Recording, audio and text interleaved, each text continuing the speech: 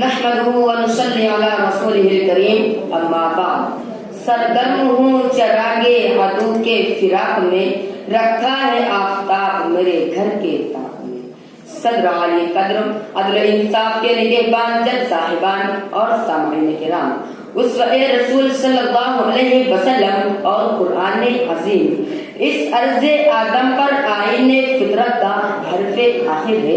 کتاب کے ورق پر لکھا ہوا ایک قرآن ہے اور دوسرا قرآن وہ ہے جو مدینہ کی گلیوں میں چلتا پھرتا نظر آ رہا ہے اور وہ ہے محمد عربی صلی اللہ علیہ وسلم کی ذات مقدسہ اسوہ رحمت للعالمین. حقیقت میں قرآن پر عمل کرنے کی مکمل تفصیل ہے. اسوہ رحمت عالم صرف ایک طریقہ نہیں بلکہ قرآن اور مرضی خدا کا مکمل ضابطۂ حیات ہے. اسوہ سید المرسل صرف ایک دین نہیں بلکہ قرآنی اصول و ضوابط کا زبردست دستاویز ہے. اسوہ رسول مکی و مدنی صرف اذہان تراشی کا آئینہ نہیں بلکہ کردار سازی کا کارخانہ ہے.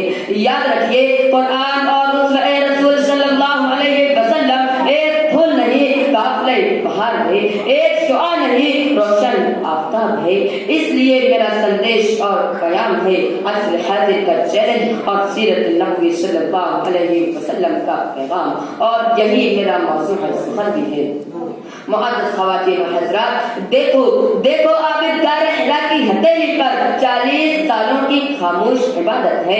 یہاں دم عیسیٰ سے مردوں کو زندہ کرنے کا معجزہ نہیں بلکہ جبین محسن انسانیت پر مردار ادیان و ملل میں برق وحدانیت دوڑانے کا تفکر ہے. عصر حاضر کے بعد لوگ اگر اللہ کو ایک نہیں مانتے تو قرآن کہتا ہے اپنے نبی صلی اللہ علیہ وسلم سے کہ کہو قل هو اللہ احد، کہو اللہ ایک ہے.